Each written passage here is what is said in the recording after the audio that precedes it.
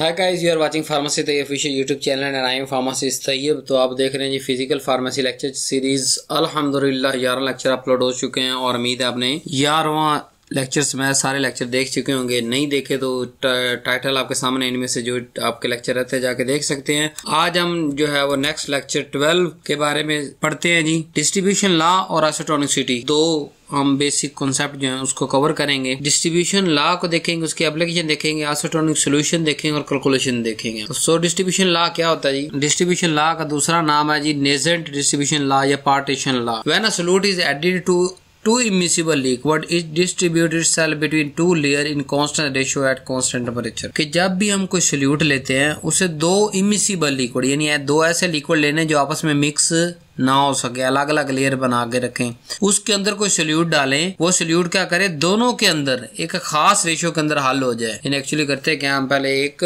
Immiscible liquid डालते हैं, फिर दूसरा डालते हैं, ऊपर से सोल्यूट डाल के अच्छे से शेक करते हैं। सेपरेटिंग फनल के अंदर ज्यादातर हम ये प्रोसेस का अच्छे से शेक हो, नीचे से भी लॉक किया तो ऊपर से ढक्कन लगाया होता है, कैप लगाया होता है। जब अच्छे से शेक करते हैं उसके बाद छोड़ते हैं तो सोल्यूट अपनी कैपेसिटी के हिसाब से पोलर या नॉन पोलर के अंदर एडजस्ट हो जाता है, लेकिन वो पोर्शन कॉन्स्टेंट होता है। उसको जितनी दफा मर्जी हिला के छोड़े, खास टाइम दे, उसके बाद वो उसी सॉल्वेंट के अंदर, मतलब अगर 10% वो पोलर के अंदर रुक रहा है और ज्यादा नॉन पोलर के अंदर रुक रहा है, या बाद ज्यादा पोलर के अंदर कोई थोड़ा सा नॉन पोलर के अंदर रुक रहा है, तो उसकी वो कॉन्स्टेंस रहेगी। नंबर 2, इस सारे प्रोसेस के दौरान हमने टेम्परेचर कॉन्स्टेंट रखना है। रूम टेम्परेचर पे हम करेंगे, उसको चेंज नहीं करेंगे। तो ये जो चीज है सोल्यूट का कांस्टेंट कंसंट्रेशन पे कि किसी भी दो इमिसिबल लिक्विड का एक ही वेसल के अंदर होते हुए अपने आप को दोनों में से किसी एक सोल्यूट को चूज करने का नाम, या जिस रेशियो से वो रह जाता है उसके अंदर, उसको हम कहते हैं डिस्ट्रीब्यूशन लॉ या डिस्ट्रीब्यूशन कांस्टेंट। C1/C2 के C1 के अंदर कितनी कंसंट्रेशन गई सॉल्वेंट के अंदर, C2 के अंदर कितनी कंसंट्रेशन गई, इसी सोल्यूट की इज इक्वल टू KD।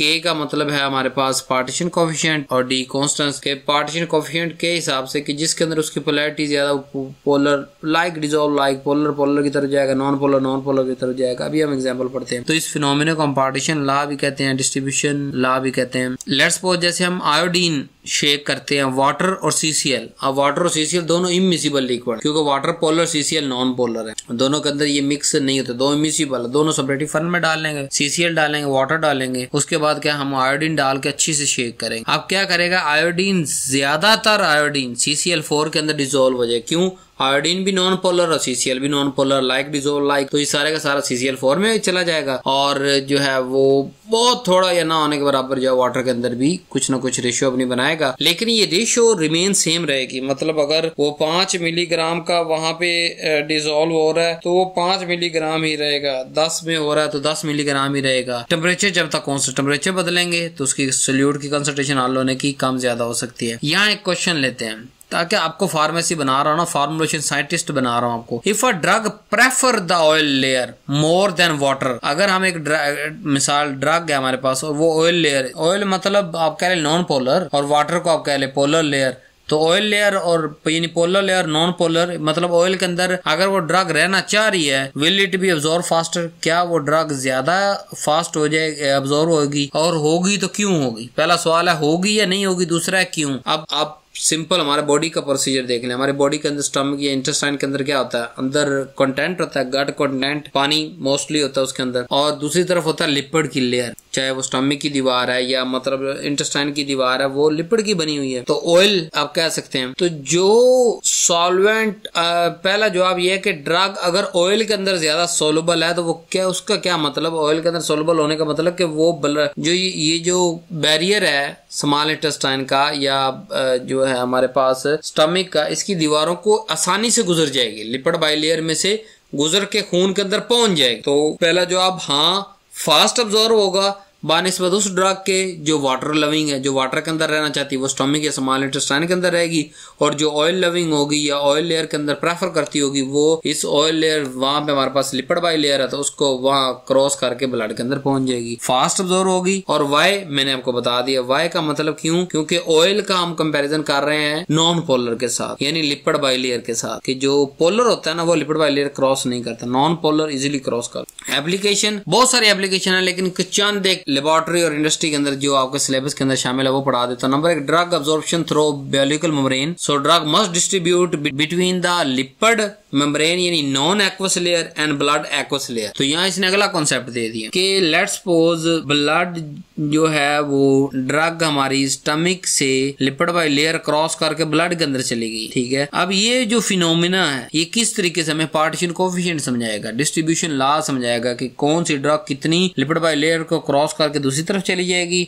और वहां जाके वो डिसॉल्व या अब्सॉर्ब भी होगी, ठीक है। क्यों? क्योंकि हमें पता है जो लिपिड सोल्युबल ड्रग होती हैं वो ज्यादा अच्छी क्रॉस कर। अब डिजाइन ऑफ डोजेज फॉर्म, जब हमें पार्टीशन का पता है, लेट्स सपोज अगर कोई ड्रग जो है वो अब्सॉर्ब भी नहीं होगी या वाटर कंटेंट ज्यादा लविंग है या बाज़ दफा वो थोड़ी तक रहेगी, तो हमें फिर डोज बनाना, डोज को डिजाइन करना आसान हो जाता है कि हम इसे सिस्टमेटिकली दें। यानी अगर तो वो ब्लड तक पहुंचेगी तो उसको हम सिस्टमेटिकली इंजेक्शन लगा देंगे, टैबलेट दे देंगे, कैप्सूल दे देंगे, सिरप दे देंगे ताकि वो ब्लड के अंदर शामिल और पूरे सिस्टम के अंदर घूम जाए। लेकिन अगर नहीं तो हम उसे टॉपिकल अप्लाई कर देंगे, मतलब स्किन के ऊपर किसी जगह पे अप्लाई करेंगे कि वहां पे अपना फंक्शन परफॉर्म कर दे। किस बुनियाद पे?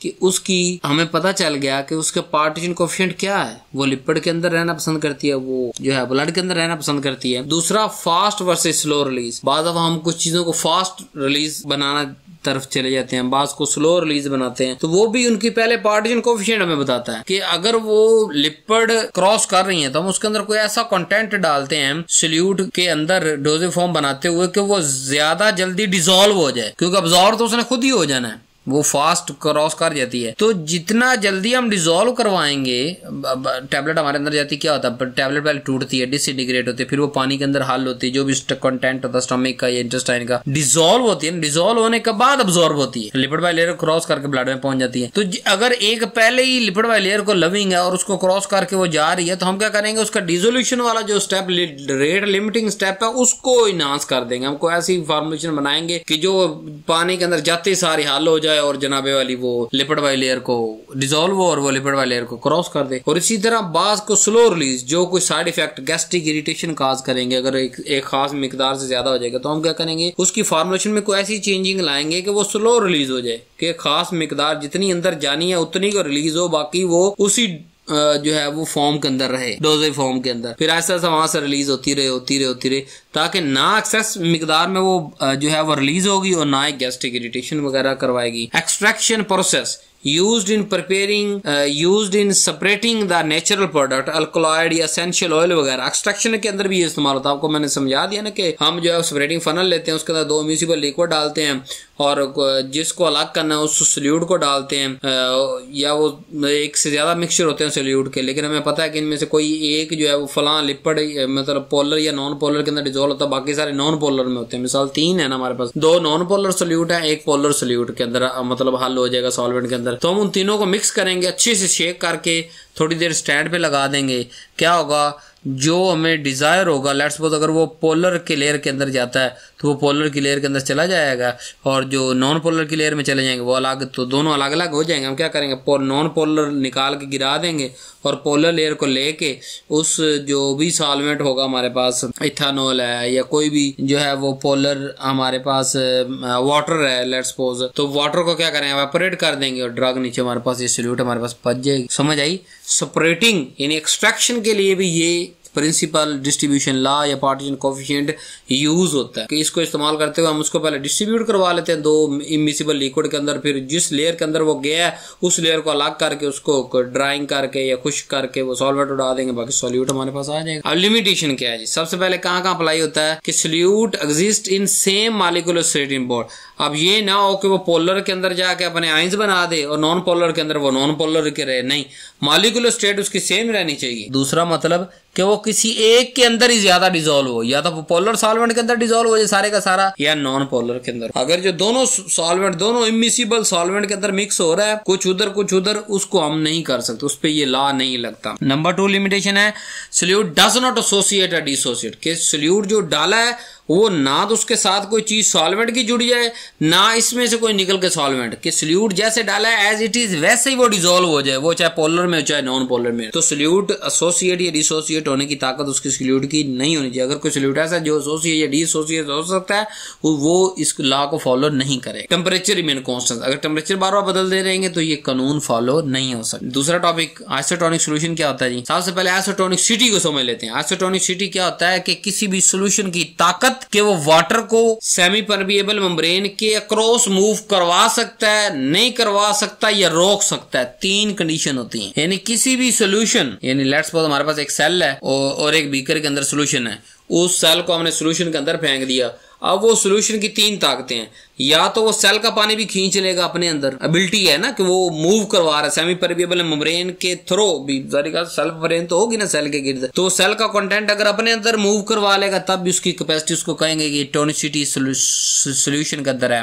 अगर वो अपना पानी सेल के अंदर फेंक देता है फिर भी उसने मूव करवाया सेमी परमिएबल मेम्ब्रेन के या जो है सेल मेम्ब्रेन के थ्रू क्रॉस तो करवा दिया ना उसने, अच्छा अपना दे दिया, या कोई इफेक्ट नहीं आया, वो उसको कहेंगे उसकी एबिलिटी नहीं है कि सेल अंदर वैसे का वैसा पड़ा रहा, ना सेल का कंटेंट इधर आया ना सॉल्वेंट का कोई कंटेंट सेल के अंदर गया। तो ये 3 एबिलिटियां, इस एबिलिटी को सोल्यूशन की ऐसी एबिलिटी कि वो वाटर के मॉलिक्यूल को सेमी परमिएबल मेम्ब्रेन के अक्रॉस मूव करवा सकता है, नहीं करवा सकता, या अंदर मूव करवाएगा या बाहर अपनी तरफ खींचेगा। तो ये 3 हालतें होंगी। पहली हालत आइसोटोनिसिटी के has no effect on the cell, के सेल अंदर फेंकेंगे वो उसका ऑस्मोटिक प्रेशर सेल का और उस सोल्यूशन का सेम होगा, मतलब वो आइसोटोनिक। आइसोटोनिक मतलब जितनी सॉल्वेंट की ताकत है पानी को अपनी तरफ खींचने की या सॉल्वेंट्स को अपनी तरफ खींचने की, उतनी ही ताकत है सेल के अंदर जो मौजूद साइटोप्लाज्म है उसको कंटेंट अपनी तरफ खींचने की। लिहाजा ना एक कतरा सेल में से निकल के सॉल्वेंट के अंदर जाएगा,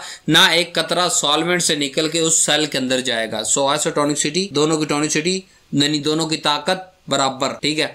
अब हाइपोटोनिसिटी ऑफ सोल्यूशन, सोल्यूशन की कमजोरी आ गई। जब सोल्यूशन की कमजोरी आएगी तो क्या होगा, सोल्यूशन बाहर मूव नहीं करवा सकता पानी को, तो क्या होगा, सोल्यूशन का अपना पानी सेल के अंदर चला जाएगा। आई थिंक अंडरस्टैंड कर रहे होंगे। हाइपोटोनिक कि सोल्यूशन कमजोर है यानी उसका ऑस्मोटिक प्रेशर कम है, यानी सेल के अंदर ऑस्मोटिक प्रेशर ज्यादा है, यानी सेल की टोनिसिटी ज्यादा है, तो वो सेल क्या करेगा, पानी मूव करवा लेगा। अब सेल की ताकत है, जब सोल्यूशन हाइपोटोनिक है तो सेल क्या करता है, वो पानी अपने अंदर मूव करवाएगा, लेकिन एक खास हद तक सेल बर्दाश्त करेगा, उसके बाद वो बर्स्ट कर जाएगा सारे का सारा सेल, ठीक है। फिर हाइपरटोनिक कि सोल्यूशन की ताकत ज्यादा है कि वो पानी को सेल से बाहर मूव करवा सकता है, तो क्या करेगा, सेल का सारा आहिस्ता आहिस्ता एक एक कतरा निकलता हुआ पानी सॉल्वेंट के अंदर मिक्स हो जाएगा और सेल श्रिंक कर जाएगा। तो मैंने टॉपिक का किस्सा ही खत्म कर दिया। आपको टोनिसिटी पढ़ाई है कि सोल्यूशन की वो ताकत जो वाटर को मूव करवा सके सेमी परमिएबल मेम्ब्रेन के अक्रॉस, अगर वो नहीं करवा सकता तो वो हाइपोटोनिक है, वो अपना पानी भी दे बैठेगा। अगर वो उसकी ताकत ज्यादा हाइपरटोनिक है, उसकी एबिलिटी है ज्यादा है, तो वो क्या करेगा, सेल का पानी सारा खींच लेगा। और अगर ताकत बराबर है यानी ऑस्मोटिक प्रेशर बराबर है सेल के अंदर और सेल के बाहर सोल्यूशन का सॉल्वेंट का, तो क्या होगा कि वाटर मूव नहीं करेगा। तो अब इसमें से कौन सा हमारे काम का सोल्यूशन है, आप जरा सोच के बताओ। आइसोटोनिक हमारे काम का है, हमने आईवी टीके नहीं लगाने, हमने आईवी एडमिनिस्टर नहीं करना, हमने ड्रिपें नहीं लगानी। अगर हम हाइपरटोनिक की ड्रिप लगा दें, मतलब कोई ऐसा सोल्यूशन या सॉल्वेंट चूज करे जो हाइपरटोनिक हो हमारी बॉडी की निस्बत, तो क्या होगा, जहां जहां से गुजरेगा वहां सारे red blood cell shrink shrink shrink होते होते हमारी मौत वाकया हो जाएगी। और अगर उसी जगह पे अगर हम हाइपोटोनिक सोल्यूशन का आईवी एडमिनिस्टर या जो है वो आईवी प्रिपरेशन लगा देंगे, तो उससे क्या होगा कि हमारे जो रेड ब्लड सेल है वो फूल जाएंगे। एक मिसाल दे ना रेड ब्लड सेल की, वो फूल जाएंगे और बर्स्ट कर देंगे, तब भी हमारी मौत वाकया हो जाएगी। तो टोनिसिटी पढ़ने का फायदा क्या हुआ, हमें पता चला कि अगर कोई चीज सेल के साथ डायरेक्ट कांटेक्ट में लानी है, कोई सोल्यूशन या सॉल्वेंट डायरेक्ट कांटेक्ट के साथ लाना है, क्योंकि सोल्यूशन ही लगाएंगे ना। अब हमारे पास अगर डिक्लोफेनिक का इंजेक्शन है तो वो क्या है, डिक्लोफेनिक अंदर सल्यूट मौजूद है, डिक्लोफेनिक सोडियम प्लस जो जिस सॉल्वेंट के अंदर वो डिक्लोफेनिक हल हुआ तो वो सोल्यूशन ही हो गया ना। टीका इज ए सोल्यूशन, ड्रिप के अंदर is a solution, NaCl solution, normal saline 0.9% NaCl मतलब 0.9 ग्राम इन वो 100 ml ऑफ वाटर के अंदर वो मिक्स किया हुआ, यानी सोल्यूशन ही है ना वो, कोई भी चीज जो सेल से बाहर लगा रहे हैं वो सोल्यूशन है, कि सोल्यूट और सॉल्वेंट दोनों चीजें उसके मौजूद है, तो वहां ये तारीफ लगेगी, ये कॉन्सेप्ट हमारा काम आएगा। और सिर्फ आइसोटोनिक सोल्यूशन को हमने यूज करना है, बाकी किसी को यूज ह्यूमन के लिए नहीं करना, चाहे वो आंख के अंदर डालना है। अगर हम आंख के अंदर कोई हाइपोटोनिक डाल देते हैं तो क्या करेगा, सारे का सारा आंख का पानी, और कहते हैं आंख का पानी ही आंख का नूर है, अगर आंख से पानी निकाल दिया जाए तो ये जो जिस आंख से आप देख रहे हैं ये ही बेनूर हो जाएगी, आपको कुछ नजर नहीं आएगा। तो हाइपोटोनिक नहीं इस्तेमाल करना। अगर हम हाइपोटोनिक यानी कम पोटेंसी वाला डाल देंगे तो वो क्या करेगा, सेल हमारी आंख फूल फूल का गुब्बारा बन जाएगा और एक आएगा फट जाएगा वो। तो हमने डायरेक्ट कांटेक्ट जहां भी बॉडी में लाना है, वो आंख का कोई कतरा बनाना है, वो कान का कोई कतरा बनाना है, वो आईवी एडमिनिस्टर बनाना है, वो जनाब नेजल कोई नेजल सेलाइन बनाना है, या कोई ड्रिप श्रिप लगाने, कोई टीका शीका लगाना है, आइसोटोनिक सोल्यूशन हम फाइंड करेंगे। अभी तक की तारीफ आपको उम्मीद है समझ आ चुकी होगी। थोड़ा और आगे केमिस्ट्री के अंदर घुसते हैं आज जी। आइसोटोनिक की एक तारीफ, एक तो मैंने कहा एबिलिटी, सेम एबिलिटी, आइसोटोनिक मतलब सोल्यूशन की सेम एबिलिटी जितनी सेल की है। दूसरा इसकी तारीफ है same osmotic pressure. Osmotic pressure ही तो है ना, जो प्रेशर सेमी परमेबल मेम्ब्रेन से इधर से उधर, उधर से इधर सारी मूवमेंट करवा रहा है। जब सेम होगा सेल का और बाहर का तो वो मूव नहीं करवाएगा। तो सेम ऑस्मोटिक प्रेशर। अब हमें कोई ना कोई रेफरेंस सेट करना पड़ेगा ना आम समझाने वालों लोगों के लिए कि भाई किसके सेम, गुर्दे के सेल के सेम, फेफड़े के सेल के सेम, या किसके। हमने केमिस्ट्री की तारीफ ड्रा की कि 0.9% NaCl अगर नॉर्मल सलाइन यानी 0.9 ग्राम इन 100 ml वाटर के अंदर मिक्स करके जो 0.9% NaCl सोल्यूशन बनेगा वो हमारी बॉडी के सेम ऑस्मोटिक प्रेशर है। क्यों? क्योंकि हमने इसको तजर्बा करके चेक कर लिया कि इस जब 0.9% नॉर्मल सलाइन लगाते हैं तो इससे हमारा सेल ना ब्रस्ट होता है ना श्रिंक होता है, मतलब ये आइसोटोनिक है। तजर्बे से पता चल गया, फिर ऑस्मोटिक प्रेशर मेजर करने से पता चल गया। दूसरी तारीफ, a solution that has same osmotic pressure to blood plasma. बात वही आ गई, ऑस्मोटिक प्रेशर ब्लड प्लाज्मा कितना होगा, जितना 0.9% सोडियम क्लोराइड का होगा उतना ही ब्लड प्लाज्मा का। तीसरी definition, a solution that has same osmotic pressure as the tear, हमारी आंख का लिक्विड। तो सर से लेके पांव तक जितने सोल्यूशन हमारे बॉडी में मौजूद हैं, या जिस जिस शक्ल में हमने जहां जहां सोल्यूशन अप्लाई करना है, नेजल के अंदर नेजल, आंख के अंदर टीयर टाइप, ठीक है, और आईवी के अंदर ब्लड के अंदर आईवी सोल्यूशन, तो वो सारे के सारे जो है उनका सेम ऑस्मोटिक प्रेशर होता है जितना 0.9% NaCl बीकर के अंदर पड़ा हुआ सोल्यूशन का ऑस्मोटिक प्रेशर होता है। तो इसको हम बेझिझक इस्तेमाल कर सकते हैं। एक और मिसाल देते हैं, 0.9% NaCl, दूसरी 5% डेक्सट्रोज का भी यही होता है। जब 5% डेक्सट्रोज मतलब 5 ग्राम डेक्सट्रोज इन 100 ml वाटर के अंदर आप बना लेंगे, वो 5% बन गया 5 ग्राम डेक्सट्रोज। इसका भी सेम ऑस्मोटिक प्रेशर होता है हमारी बॉडी के साथ, ब्लड प्लाज्मा के साथ। ये 0.9% है सोडियम, ये सारे एक दूसरे के बराबर है, मतलब 0.9% NaCl, blood plasma, tear, 5% dextrose, इन सब का ऑस्मोटिक प्रेशर सेम है, ठीक है, लिहाजा इसको हम यूज कर सकते हैं। डेक्सट्रोज भी हमारे आईवी के अंदर बड़ा इस्तेमाल होता है, ठीक है। Importance of isotonic solution pharmacy के अंदर अब सारी पढ़ा चुका हूँ। Number 1, safe for IV preparation, कि हमारे रेड ब्लड सेल फटे ना या श्रिंक ना हो, इसलिए लिख दिया। डैमेज, डैमेज का लफ्ज क्यों आया? डैमेज के अंदर दो चीजें छुपी हुई, ना श्रिंक हो रहे हैं ना ब्रस्ट हो रहे हैं, ठीक है। दूसरा, यूज फॉर आईवी ड्रॉप, कि आंख के अंदर डालना है, ना आंख फूले ना आंख सुकड़े, मतलब आइसोटोनिक, इरिटेशन से बच सकें। यूज्ड इन इंजेक्शन है नेजल ड्रॉप, के इरिटेशन ना हो नेजल के अंदर, को कंपैटिबल हो। अब किसी ने एक नेजल जो है वो स्प्रे किया नाक के अंदर और उसकी खुरदरी इतनी खून चलने लग गया, या बाज़ दफा खून सूखना शुरू हो गया, तो वो क्या दोबारा लेगा? नहीं लेगा। तो कंफर्टेबिलिटी क्या है हमारे पास, कंपैटिबिलिटी, कंफर्टेबिलिटी हमारे पास क्या होती है कि वो उसका नॉर्मल सलाइन या सेम ऑस्मोटिक प्रेशर होना चाहिए जैसे उसका होता है। तो हम इन सारी प्रिपरेशनों के लिए, आईवी एडमिनिस्ट्रेशन के लिए, नेजल के लिए, इंजेक्शन के लिए, आई ड्रॉप के लिए जो है आइसोटोनिक सोल्यूशन का इंतखाब करते हैं। प्रिपरेशन अंदर जो मर्जी डाली हो, ऑस्मोटिक प्रेशर सेम होना चाहिए। अब जी बात करते हैं कैलकुलेशन। आपने बड़ा पिछले 2 साल से रोला डाला हुआ चैनल पे, हर जो कैलकुलेशन वीडियो अपलोड है उसके नीचे आपने कहा सर आप आइसोटोनिक सोल्यूशन की कैलकुलेशन करवाएं ना, आइसोटोनिक की। लो जी, आज आइसोटोनिक की सोल्यूशन की कंसंट्रेशन कैलकुलेशन आपको पढ़ा रहा हूं मैं। 3 मेथड हैं, गौर से देखने, एक एक एग्जाम्पल दूंगा जो कि आपकी क्लास के अंदर शायद हजारों साल यूनिवर्सिटियों के अंदर ये एग्जाम्पलें ना पढ़ाई जाती होंगी और ना ही बच्चों को बताया जाता होगा। जितनी समझ और फहम के साथ अल्लाह ने मुझे दी और मैं अल्लाह का तोहफा समझते हुए आप तक पहुंचा रहा हूं, इसमें आप पे कोई एहसान नहीं है। मैं ये अपनी ज़ात तक समझता हूं कि मैं एक बेटर डिस्क्राइबर हूं, समझा सकता हूँ, बात को आप तक पहुंचा सकता हूँ। मीडियम भी यूज करना आता है, कंप्यूटर चलाना आता है, छोटा मोटा चला लेते हैं, थोड़ा सा सॉफ्टवेयर चला लेते हैं, तो आप तक ये चीजें पहुंचा रहा हूँ ताकि जो चीजें मुझे लाइब्रेरी में जाके मिली, जो मुझे धक्के खाने के बाद मिली, आपको आपके बेड पे मिले और आप इससे आगे बढ़ें, क्योंकि यू आर माई स्टूडेंट और स्टूडेंट हमेशा टीचर से एक स्टेप आगे रहता है। अब ये ना हो कि जब आप पीपीएससी जो है ड्रग इंस्पेक्टर के पेपर के लिए बैठे हो और आप जो है आइसोटोनिक सोल्यूशन की कैलकुलेशन किसी बड़े से समझ रहे हो, या किसी जो है वो बीएस केमिस्ट्री वाले के पास जा रहे हैं, एमएससी केमिस्ट्री वाले के पास जा रहे हैं कि भाई ने तो ਤੁਹਾਡਾ कॉन्सेप्ट साडा। No no no no no, जो चीज फार्मेसी में आ गई वो हमारा कॉन्सेप्ट है, चाहे वो केमिस्ट्री से है, फिजिक्स से है,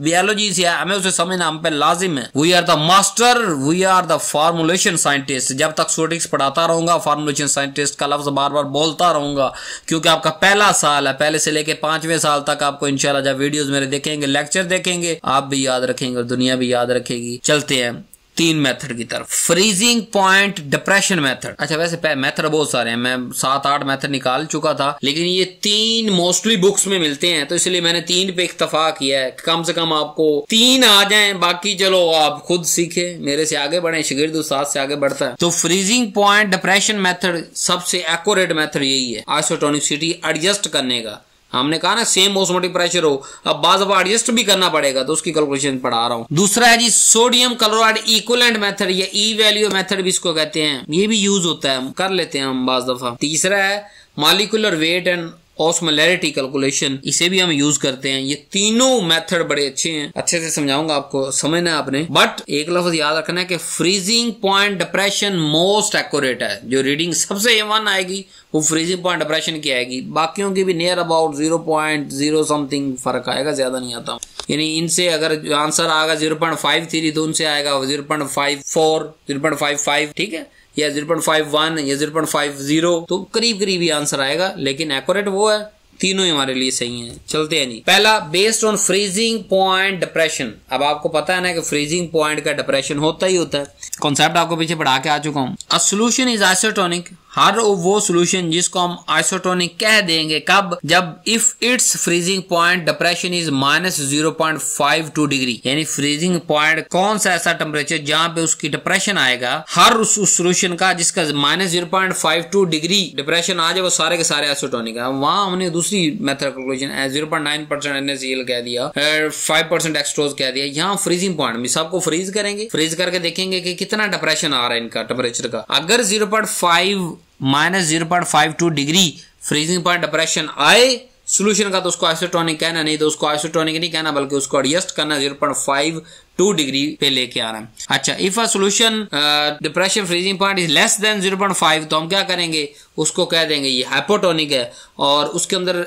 कोई एजेंट ऐड करेंगे, जैसे NaCl या दूसरे चीजें ऐड करके उसको -0.52 डिग्री तक लेके जाएंगे। और अगर ग्रेटर आ जाएगा इससे वैल्यू, तो वो हाइपोटोनिक होगा, उसको हम पतला कर देंगे। पतला करना सौखा है ना, लेकिन उसके लिए भी कैलकुलेशन करनी पड़ेगी कि कितना पतला करना है, ठीक है, और उधर जो है कि कितना NaCl अंदर ऐड करना है ताकि फ्रीजिंग पॉइंट सेम हो सके और आइसोटोनिक बन सके। एग्जांपल अपनी तरफ से बनाई है, आप समझ लें। Prepare 100 ml of isotonic solution, क्या आपने 100 ml आइसोटोनिक सोल्यूशन बनाना है जिसके अंदर 2% बोरिक एसिड हो, और किस चीज से एडजस्ट करना है, NaCl से। प्लस हमारे पास गिवन क्या है जी, 1% बोरिक एसिड का डिप्रेशन पॉइंट होता है जी 0.28 डिग्री, ये गिवन है। और हमें जो पता है 1% NaCl का होता है 0.576 डिग्री, जबकि हमने लेके आइसोटोनिसिटी 0.52 पे आनी होती है डिग्री पे। माइनस सारी बात आपको पता है ना, लगेगा फ्रीजिंग पॉइंट की बात करें तो फ्रीजिंग माइनस में ही होता है। अच्छा, अब हमारे पास वहां 2% बोरिक आया है, गिवन हमें दिया है 1%, तो इसको 2 से मल्टीप्लाई कर दें, क्योंकि उसमें 1 ग्राम पर अगर 1 ग्राम बोरिक एसिड डाले 100 ml में, तो वो 1% बनेगा। तो जबकि हमने 2% बना, मतलब 2 ग्राम डालना है, तो 1 ग्राम का हमें पता है 0.288 है, तो 2 ग्राम मल्टीप्लाई बाय 2 कर दें, 0.576 डिग्री हो जाएगा। अब इसको कंपेयर करते हैं आइसोटोनिक के साथ, तो आइसोटोनिक का तो हमें जो रिक्वायर्ड है वो 0.52 है।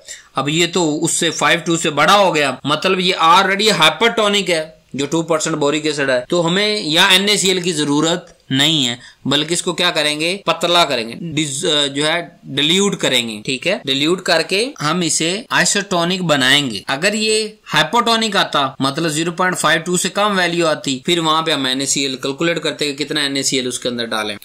नेक्स्ट एक और एग्जांपल से समझाता हूं आपको कि prepare 1% solution of drug x. कोई एक ड्रग एक्स, उसको 1% आपने बनाना है और उसका गिवन मैंने आपको दे दिया कि उस 1% ड्रग का होता है 0.08 और NaCl का मैं पता 1% का 0.576 डिग्री और रिक्वायर्ड कितना होता है हमें जो 1% सोल्यूशन बनाना उसका 0.52 डिग्री अगर आएगा डिप्रेशन फ्रीजिंग पॉइंट के अंदर तो ही हम उसे आइसोटोनिक कहेंगे, नहीं तो नहीं कहेंगे। हम चेक कर लेते हैं, या 1% या तो हम 1 से मल्टीप्लाई करेंगे कि 0.08 मल्टीप्लाई बाय 1 तो 0.08 डिग्री आ गया। तो हमें नीडेड कितना है और कितना चाहिए, हमें तो 0.52 चाहिए, तो वो बड़ा है, ये छोटा है, मतलब ये हाइपोटोनिक है। क्या करेंगे, 0.52 माइनस कर देंगे 0.08, बकाया क्या आएगा 0.44 डिग्री। अब हम मालूम करेंगे कि कितना NaCl डालें और वो जो फ्रीजिंग पॉइंट के अंदर डिप्रेशन 0.44 डिग्री आ जाए। उसको कैलकुलेट करने के लिए हमारे पास तीसरा स्टेप है, हम क्या करेंगे, परसेंटेज NaCl कितने परसेंट हम डालें कि 0.44 डिग्री डिवाइडेड बाय NaCl का कितना होता है हमें पता है 0.576, तो इतना डिग्री चाहिए और 1% के अंदर 0.576 होता है, तो हमारे पास आ गया 0.764 डिग्री। सो हम इसको ग्राम के अंदर कन्वर्ट कर लेंगे,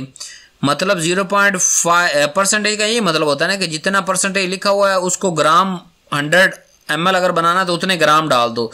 तो ये 0.764% आया, मतलब 0.764 ग्राम पर 100 ml आप बना लो इसको सोल्यूशन। तो हम क्या करेंगे, 100 ml बनाना ना हमने फाइनल, उसका वो 1% तो वो ड्रग डाल दी। अब और क्या डालना है, 1% के अलावा 0.764 NaCl भी उस 100 ml के अंदर डालना है। अब जो रिजल्टेंट सोल्यूशन बनेगा जिसके अंदर 1% वो हमारी एक्स ड्रग थी प्लस 0.764 NaCl हमने डाल दिया ग्राम, तो जो टोटल हम 100 ml हमारा बना वो क्या होगा, अब आइसोटोनिक है। उसकी एग्जैक्ट जो डिप्रेशन आएगा फ्रीजिंग पॉइंट के अंदर वो आएगा 0.52। तो ये सिंपल दोनों आपको मैंने पढ़ा दी कि अगर को पतला करना है तो पतला कर सकते हैं, अगर आपने उसको कहीं ऐड करना पड़ जाए तो उसको ऐड कर लें। नेक्स्ट चलते हैं जी, दूसरा मेथड मॉलिक्यूलर कंसंट्रेशन। तो हम यहाँ डायरेक्ट कैलकुलेशन बेस मेथड आपको पढ़ाते हैं कि ओस्मोल के कैसे करते हैं। आप कैलकुलेट करेंगे ओस्मोल के हर सोल्यूट का कितना कितना ओस्मोल ऐड हो रहा है टोटल जो है ओस्मोटिक प्रेशर के लिए, फिर उसको हमने एडजस्ट करना है 308 मिली ओस्मोल पर लीटर पर। अगर किसी भी सोल्यूशन का 308 मिली ओस्मोल पर लीटर आ जाता है तो वो उस सोल्यूशन को हम क्या कहेंगे, वो आइसोटोनिक है। तो अगर इससे कम हो जाएगा तो हम इस तक लेके आएंगे, अगर इससे ज्यादा होगा तो इससे कम कर देंगे। तो हम मोस्टली IV एडमिक्सचर इसी कैलकुलेशन से बनाते हैं। अब जी नेक्स्ट हम इसकी आपको एग्जांपल पढ़ाता हूं कि आप 100 ml, वहां कैलकुलेशन स्टेप वाइज इसलिए नहीं सिखा रहा, यहाँ पे एग्जांपल के अंदर अच्छा समझ आएगा। 100 ml आपने आइसोटोनिक सॉल्यूशन बनाना जी 1 ग्राम है कोई भी एक्स ड्रग का। अब वो जो ड्रग है वो X behave as non electrolyte, मतलब उसके इलेक्ट्रोलाइट कोई नहीं बनेंगे, आयन नहीं बनेंगे, तो नहीं है N=1 के एक ही सोल्यूट है। अगर आयन बनते तो N=2 आयन हो जाते, 2 हो जाते, 3 होते, 3 हो जाता, मतलब ठीक है। नॉन इलेक्ट्रोलाइट रोला ही मुख्य N=1, एक ही चीज अंदर उसने में शो करने हैं ओस्मोल कितने होंगे। और मॉलिक्यूलर वेट इस जो एक्स ड्रग का है वो भी आपको बता दिया कि 180 ग्राम पर मोल, और आपने NaCl को एडजस्ट करना है। यहां तक हमारी स्टेटमेंट खत्म होगी कि 100 ml आइसोटोनिक सॉल्यूशन बनाना है आपने 1 ग्राम ऑफ ड्रग एक्स, कोई भी एक्स ले लें, टी ले लें, वाई एक्स ड्रग ले लें,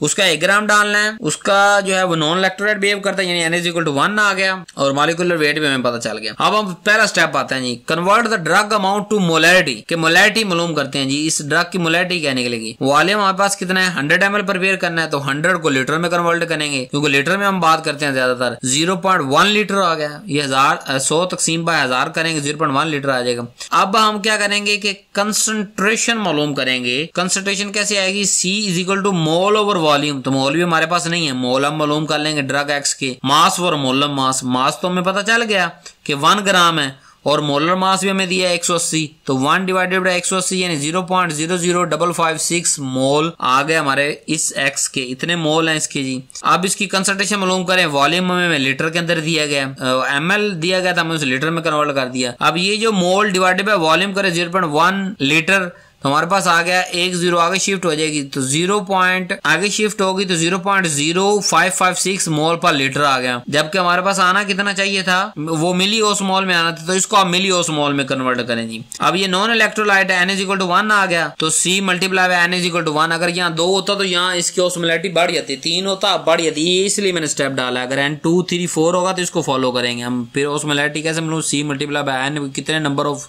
सोल्यूट है उसके अंदर। ये नॉन इलेक्ट्रोलाइट है, सिंगल ही है, तो इसको आप 1 से मल्टीप्लाई करेंगे तो 0 पॉइंट इतना ही ये ओस्मोल पर लीटर शो करेगा, वो जितना आपने ऊपर मालूम किया। अब इसको मिली ओस्मोल में तकसीम करेंगे, यानी डिवाइडेड बाय जो है वो मिली में करेंगे, मल्टीप्लाई बाय 1000 कर दें। अब इसको तो क्या होगा, 3 दर्जे आगे शिफ्ट हो गया, मल्टीप्लाई बाय 1000 करेंगे तो क्या हो जाएगा 5.6 मिली ओस्मोल पर लीटर। तो इस सोल्यूशन जो एक्स ड्रग का सोल्यूशन है वो हमें कितना दे रहा है, 556, जबकि हमने डेफिनेशन के अंदर क्या पढ़ा है कि 308 मिली ओस्मोल पर लीटर अगर उस सोल्यूशन का होगा तो वो आइसोटोनिक होगा, नहीं तो नहीं। क्या है, ये आइसोटोनिक है? नहीं जी, ये आइसोटोनिक नहीं है, क्योंकि 308 चाहिए था, ये सिर्फ हमारे पास 55.6 ग्राम आ गया जी, मिली ओस्मोल आ गया। अब कितनी कमी कितनी है जी, 252.4 मिली ओस्मोल पर लीटर की कमी है। तो इतना हम NaCl अपनी तरफ से डाल देते हैं। अब NaCl सोडियम अलग, क्लोराइड अलग, N कितने 2 के बराबर है। मॉलिक्यूलर वेट हमें NaCl का बचपन से याद है 58.5 डिग्री ग्राम पर मोल।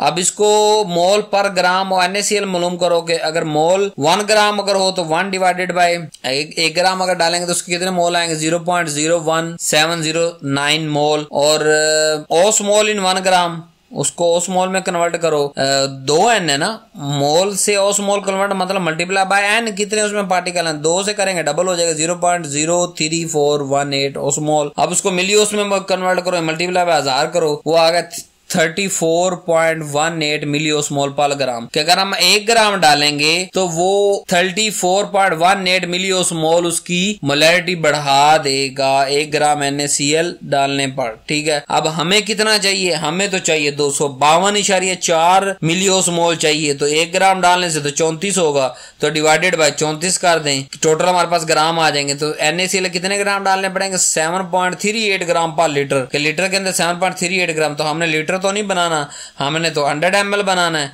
तो इसको डिवाइडेड बाय आप 10 करोगे तो 1000 डिवाइडेड बाय 10 करते हैं तो क्या होता है, 100 आ जाएगा ना। हमारे पास आ गया 7.38 ग्राम पर लीटर। तो लेकिन हमें तो 100 ml के लिए चाहिए, तो 100 ml is equal to 1/10 of litre. जितना लीटर है उसको 10 से तकसीम करो तो वो 100 ml के अंदर हमें मालूम हो जाएगा ना कि लीटर के अंदर 7.38 चाहिए, तो 100 ml कितना चाहिए होगा, 0.738 gram. So to make 100 ml isotonic solution 1 gram of drug X डाल देनी है और 0.738 ग्राम ऑफ NaCl डालना है, और उसको फाइनल सोल्यूशन 100 ml डालना। अब इसकी टोटल ओस्मोलैरिटी कितनी हो जाएगी, 308 मिली ओस्मोल पर लीटर। अब ये जो एक्स सोल्यूशन है 100 ml मतलब ये ओस्मोटिक हो गया है। अब क्या किया हमने, मालूम किया मिली ओस्मोल, उसके कम आए थे, 308 क्राइटेरिया था, बाकी का हमने NaCl डाल दिया, उसका मोल और जो है वो मिली ओस्मोल, पहले मोल किए फिर मोल से ओस्मोल में कन्वर्ट किया, ओस्मोल कन्वर्ट करके उसके मिली ओस्मोल बनाया और उसको उतने ग्राम डाल दिया उसके अंदर, वो अपनी मोलैरिटी शो करेगा। तो टोटल 0.738 ग्राम NaCl प्लस 1 ग्राम ये ड्रग डाल के टोटल जो उस सोल्यूशन का मिली ओस्मोल पर लीटर बनेगा वो 308 बनेगा। ये हमारे पास आइसोटोनिक हो गया। तीसरा और आखिरी NaCl इक्विवेलेंट ई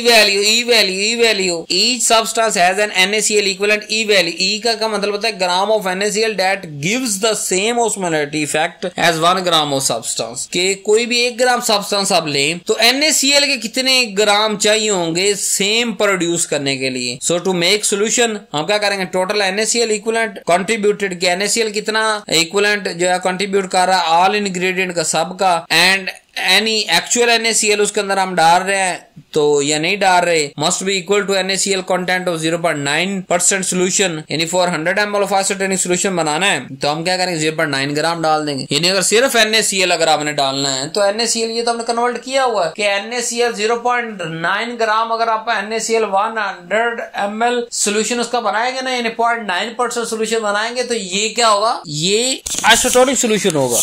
इसको हम समझते हैं। हमारे पास जनरल फार्मूला क्या है जी कि NaCl to added is equal to कैसे मालूम करेंगे, 0.9 minus summation into WI multiply by EI। अब ये WI क्या है कि weight of gram of each ingredient के 100 ml के अंदर कितनी चीजें आप डाल रहे हैं, उन सब का इंडिविजुअल वेट कितना है, और सोडियम अगर डाल रहे हैं या उसका इक्विवेलेंट उसके कितना है, ठीक है। 0.9 gram is the NaCl needed to make 100 ml।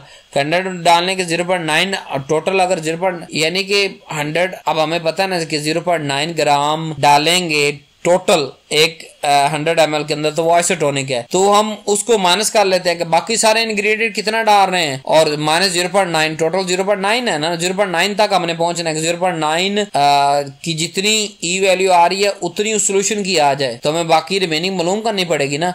अगर लेट्स सपोज उस सोल्यूशन की वैल्यू 0.9 आ जाती है, ठीक है, ये आगे वाला सारा जवाब 0.9 आता है, तो 0.9 माइनस 0.9 इज इक्वल टू 0, यानी उसके अंदर NaCl डालने की जरूरत नहीं है। समझ आ रही बात की? अगर कम आएगा, मतलब लेट्स सपोज 0.9 आ गया, वो 0.7 आ गया, तो 0.9 माइनस 0.7 0.2, यानी 0.2 ग्राम NaCl उसके अंदर डाल दो और रोड़ा मुक जाएगा, ठीक है। So if the result is positive, अगर हमारे पास पॉजिटिव आएगा तो जितना पॉजिटिव आ रहा है उतना ग्राम हमने NaCl डाल देना है। अगर नेगेटिव आएगा, मतलब हाइपोटोनिक है, उसको उतना पतला कर देना है, डिल्यूट कर देना है, या उसमें से NaCl उतना रिमूव कर देना है। अब यहाँ भी एक मिसाल देता हूँ, जैसे प्रिपेयर 30 ml आपने प्रिपेयर करना है, 1% pillow Karpin nitrate isotonic solution आपने बनाना है, NaCl को एडजस्ट करना है। अब पिलो कार्पिन को आपको गिवन के अंदर दे रहा हूँ कि इसका E की वैल्यू, इस E, जैसे मैंने बताया ना कि हमने पूरा एक टेबल बनाया हुआ, E की वैल्यू निकाली कि पिलो कार्पिन की NaCl की निस्बत E की वैल्यू इतनी है, इसकी इतनी है, इसकी इतनी है, तो हर कंपाउंड की हमने लिखी हुई है।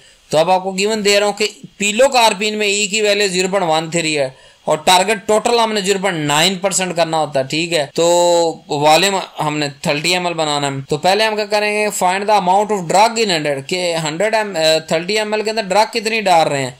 अब 1% बनाना है, अगर 100 ml होता तो 1 ग्राम डालते, अब यहाँ 30 ml है, तो हम क्या करेंगे, 1 gram multiply by 30 multiply divided by 100 is equal to 0.3 gram, कि 0.3 ग्राम हमने डालना है 30 ml बनाने के लिए, तो वो 1% बनेगा। मैंने आपको समझाया ना कि अगर 1% 100 ml के अंदर और है, लेकिन यहाँ 30 ml कम हो गए हैं ना। 100 ml के अंदर 1 ग्राम डालो 100 ml के, वो 1%, लेकिन जब बनाना है 30 है तो मल्टीप्लाई बाय 30 कर दो, यानी 1 मल्टीप्लाई बाय 30 डिवाइडेड बाय 100 0.3 ग्राम डालना है 30 ml के लिए, तो वो हमारे पास क्या बन जाएगा, 1% बन जाएगा।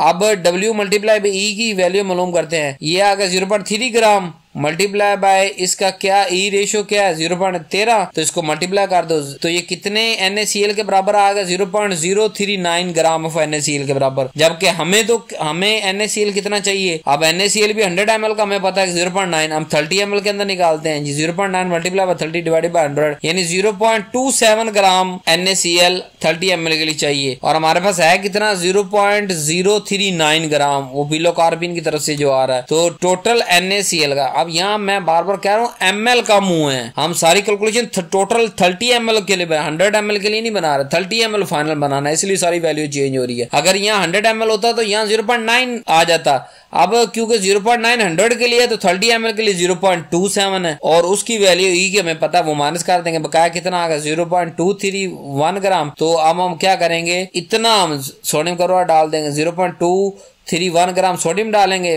प्लस वो ड्रग डालेंगे, 30 ml बना देंगे, टोटल जो सोल्यूशन बनेगा वो आइसोटोनिक बनेगा। सो E की वैल्यू समझ आ गई कि हर केमिकल की E की वैल्यू हमने निकाली हुई है। उसको पहले मालूम करना है कि इस E की वैल्यू को 1%, 2% सोल्यूशन, 100 ml, 30 ml, 50 ml कितने ml के लिए बन रहा है, तो वो E की वैल्यू के हिसाब से उसका कितना E बनता है रियल के अंदर, उस E को 0.9 से माइनस कर देना है, ठीक है। हमें पता चल जाएगा कि इतने ग्राम NaCl और डालना है। अगर 100 ml हो, अगर ना 100 ml हो, 30 ml जैसे इस मिसाल के अंदर, तो 0.9 ग्राम NaCl 100 ml के अंदर है, और 30 ml के लिए कितना होगा 0.2, तो 0.29 ग्राम माइनस जो ड्रग दे रही है पिलो कार्पिन, यानी कि पिलो कार्पिन भी तो अपना अंदर शो कर रही है ना फैक्ट, वो NaCl के कितने इक्विवेलेंट है, यानी यहाँ अंदाजा लगा के कह रहे हैं ना कि जी 0.039 ग्राम NaCl के तो पिलो कार्पिन की वजह से आ गए, तो इतने कम हो गए ना, टोटल 0.9 डालने थे, इतने कम हो गए।